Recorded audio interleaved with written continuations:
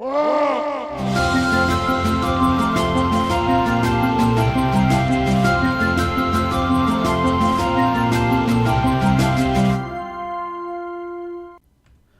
morning, gladiators. We who are about to play salute you.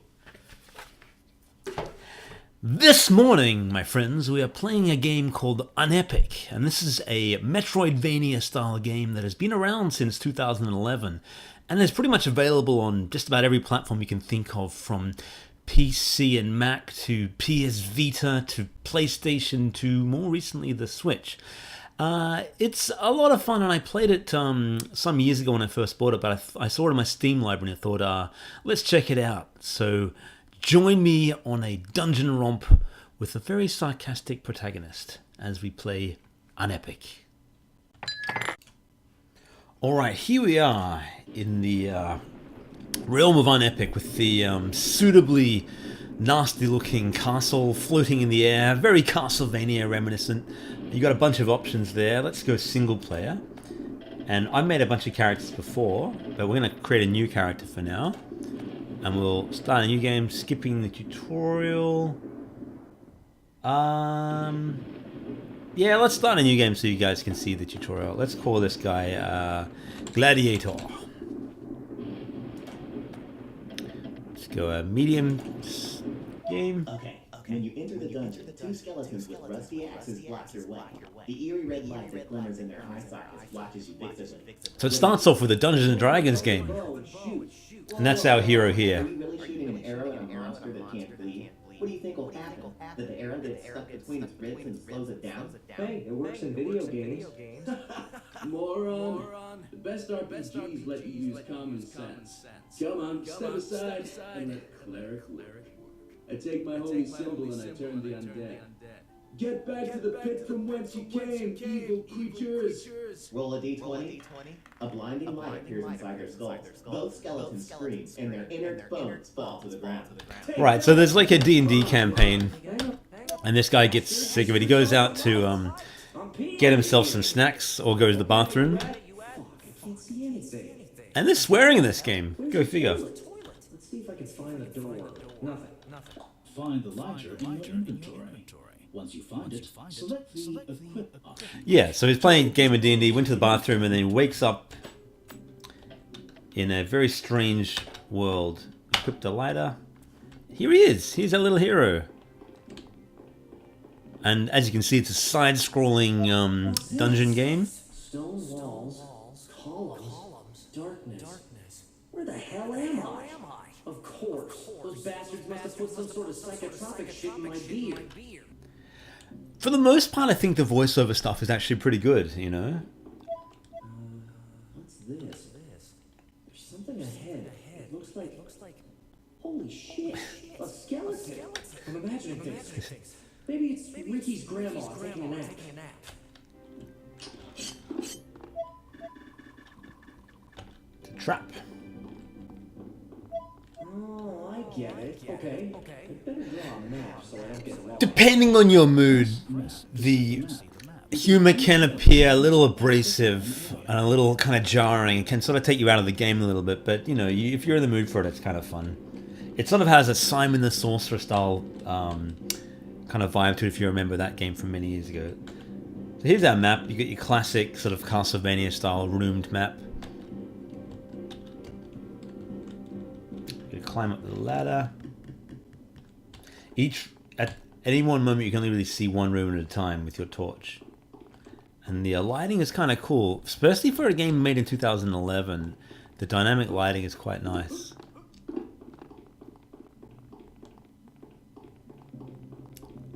Interesting sound effects. I like the zoomed out view. It sort of creates a tension. Looks like we have a guest, and he is unarmed. No. I was just leaving. Of course not. Let me offer you my hospitality. This is the antagonist for the game, the sort of the death figure, if you will. Okay. What? No! Shit, this is scary. That shadow thing pounced at me. This is not possible. I hear that. Damn it, I can't escape. I am trapped in Anyway, we'll skip. So basically, the evil demon is possessing you, and he can't be freed until you die. So he basically is going to sort of try and make your life difficult throughout the whole game through, setting you down the wrong path. Look at these corpses. In days of yore, they were creatures who dared to enter the castle. Very unfriendly. The dialogue does slow down and stop soon, so less interruptions. This is more just the tutorial, but I thought it'd be interesting to see. Let's grab the sword. Got a sword now. I equip the sword. Look at all this loot! I'm rich! Takes. Yeah! Stop. If you wish to collect part of it, Grab some treasure.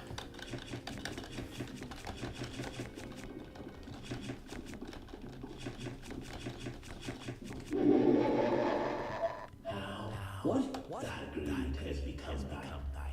So we got tricked into taking the gold. And we've gotten sick. Shit, I'm feeling bad.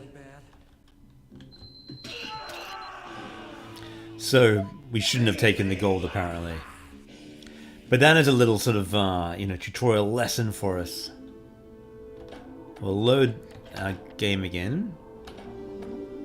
Hopefully we're not right back at the beginning.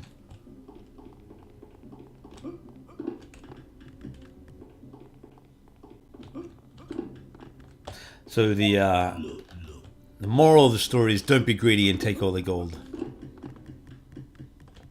In this game you collect various weapons and that kind of thing, and you get ranged weapons and spells. I'll grab the short sword. I'd actually be quite interested in playing this on the Switch. I think it would be quite a good portable game. I never got that far in it. I played it for a few hours some years ago, but we're going to skip the gold for now. We won't fall for his lesson. Go back. Fool me once, shame on you. Exactly. to open the So we're going to keep going to find our first enemy.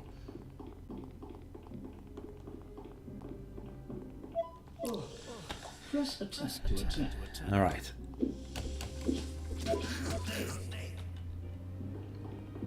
A chest. And where there's a chest, Press. So we've got a mace, and different weapons are actually useful against different enemies. So skeletons. Maces and axes are super. Oh, there you go. against solid I'll let the narrator tell us. monsters. Swords, daggers, and spears are less effective. So we're going to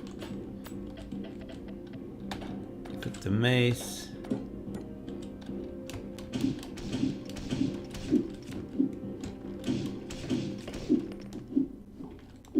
Wouldn't be a Metroidvania style game, or indeed a role-playing game without the smashing of barrels, would it?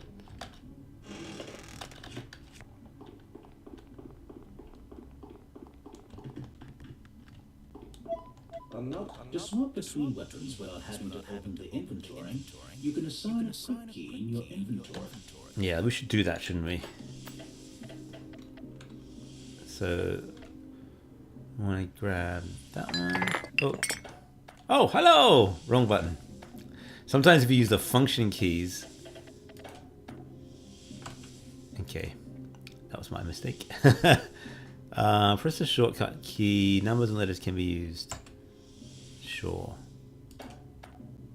And for the sword, sign shortcut 2. It's a little bit clunky. There we go. That'll do. I'll equip the torch in 1. There we go. Alright, so now you can see what I've done here. I have the torches out, torches on, sword. And we can switch to the mace if we wish. We don't want to get poisoned because that will hurt. Treasure chest behind my big head. I can see what's going on. It was actually a bow we picked up. I quite like this single screen action, you know. It's something quite old school about it, and I don't mind the fact that the screen doesn't scroll. It has a really classic feel. I mean, this game, for a game that came out in 2011, it's really awesome. It's one of the first great sort of indie games, I feel like, you know, from Hope that Belmont doesn't show up and start putting him out with his whip. Castlevania reference there. You know, that can be a bit jarring for some people with all the sort of pop culture references, but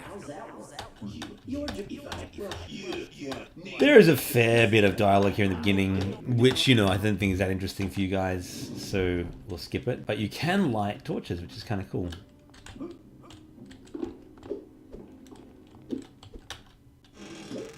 Healing potion. Smash the barrel. Our mace. Some arrows. I should probably equip the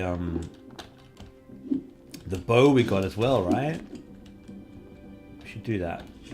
Because we might need that. Sign shortcut 4.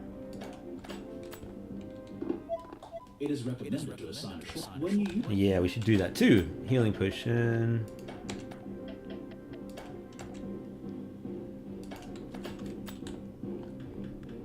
Alright. So we can switch to a bow as well now. If we do want to use that.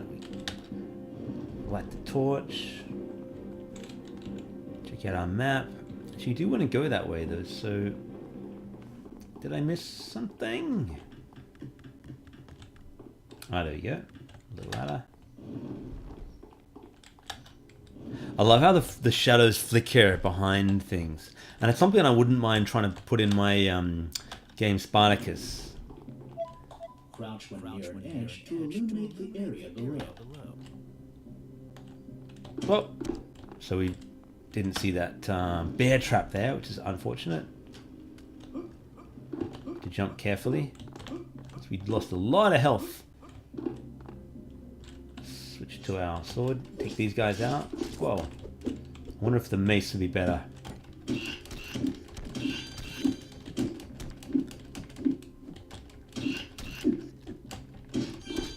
Combat is a little clunky. It's not too bad. It's not quite as smooth as some more modern games like Dead Cells, that's for sure, which are much more flowing, but there is a rhythm to it. Should look down, we see some ugly looking worms there. Let's switch to our sword because I think we'll be able to cut them up.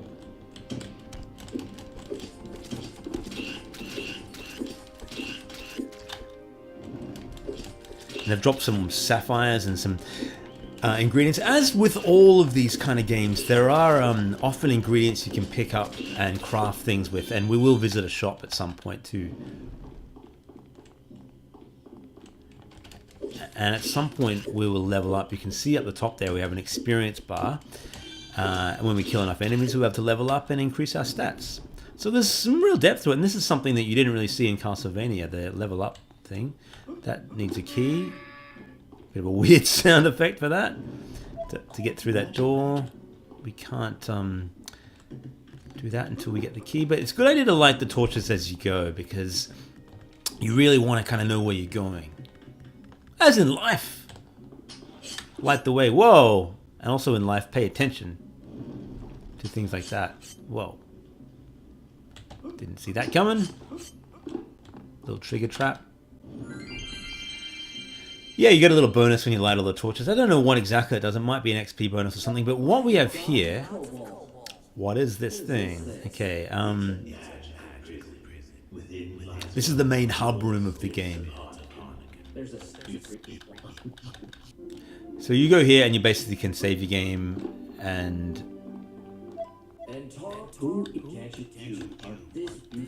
We'll skip this. You can pick this game up yourself and read all that dialogue. And it's probably worth reading the first time, but I've played it a few times, so I don't need to see it again. So we can save the game now. Your health has been restored. I quite like the voiceover work in this. Even though I feel like the dialogue written... Yeah, I mean, it's not bad. I mean, yeah, as I said, the hero's sarcasm can be a little bit grating, but in general, it's quite atmospheric. And I feel like it's quite a big game too. So, as you see here, these are all different... that's the room we've come from, but there are many different ways to get around this dungeon, different areas that will unlock. As in all classic Metroidvania style games. Well, that lighter's really lasting quite a long time, this little pocket lighter. Whoa, a bat! Bats! I hate bats in games. I'm actually about to put some bats in Spartacus. Because I hate them so much, I feel like you should hate them as well. You know why? They have this movement, it's called sine wave movement. And it's really hard to predict and defend. Whoa, that was a strange looking guy. A satyr. From Greek mythology. Ranger clothes. Cool, we've now got some armor. Let's equip that. And you can see his tunic is now green. I love games that have this thing where the... like a paper doll system, so your clothes change color. I think it's kind of cool. Whoa, he casts a spell on us. A little dangerous. Take him out with our sword. These evil satyr cultists. Doing some real damage to us.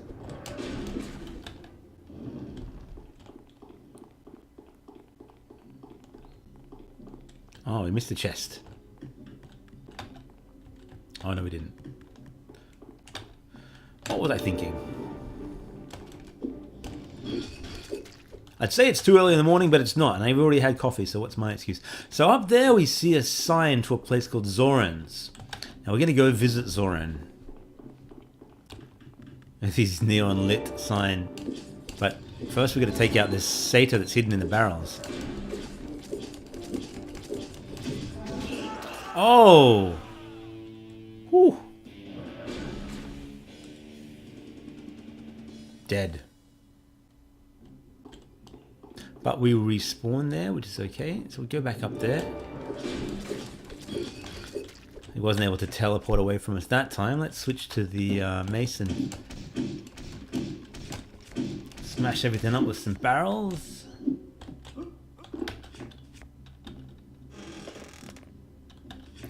Got some coins, got some arrows.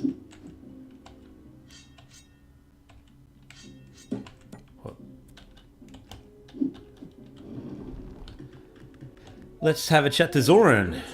That's right. I can read either. Okay, this guy's like a little goblin sort of guy. It's always goblin merchants, isn't it? So we can sell some stuff. We can sell some satyr intestines, get a coin, eyeball, sapphires, blue slime. But you don't always want to sell that stuff because you often want to use those things to craft. So we can actually... what miscellaneous items? Some interesting stuff there. Candles, scrolls. What about weapons? Flare launcher? Nah. Bows. Spark of life. I wonder what that does. Oh yeah, resurrect a dead pet. So you can get pets in this game. That's cool. Yeah, the more I play this, the more I'm actually keen to get it on my Nintendo Switch, because I don't have that much time to play games on the PC these days, other than for the Games Gladiator videos, really. But when I'm traveling, or I'm on the road, commuting and so on, the Switch is a great device for playing games. I'm playing through a game called Monster Boy in the Cursed Kingdom at the moment, which is basically a sequel to Wonder Boy, an unofficial spiritual sequel, really. But once I finish that, I think I might pick this one up. And I'm also waiting for the Legend of Zelda game that's coming out. The Link to the Past kind of one. I forgot what it's called. But it's the remake of one of the old ones. And it looks fantastic. It looks like classic Zelda. So... we haven't got a key, do we? Need a key to the library. Who's got a key? Nobody? Bats! More bats. Switch to the sword. torch. Whoa. You know, at some point you get much better weapons than this. Magical weapons that, you know, fling projectiles and so on. And of course we can switch to the bow, which isn't super... It's powerful, but can be hard to hit things with.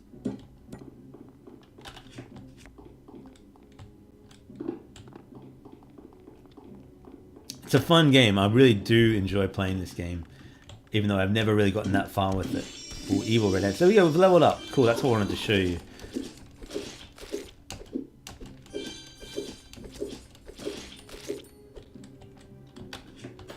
This is our character page. We can actually increase these various stats. So we can increase skill with daggers, swords. We should increase skill with swords because we're using a sword a lot at the moment. Extra damage, great. And a bigger critical chance.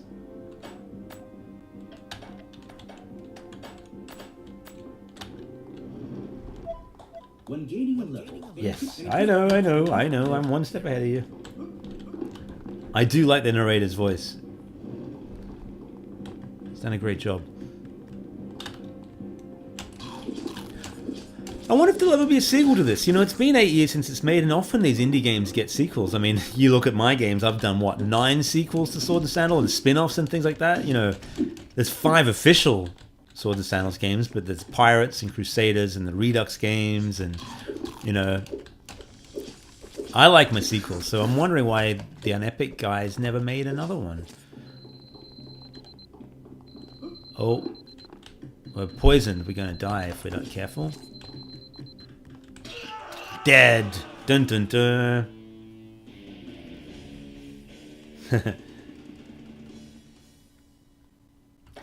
Well, we will leave it there. That is Unepic, and it's a lot of fun. If you're looking for a Metroidvania style / Castlevania game that you haven't yet played, this one's been around for a long time, and you can pick it up cheaply on many different platforms. So I think it's well worth trying out. And I definitely enjoy this, and I look forward to playing it on my Switch at some point. Until next time, my friends, bye for now.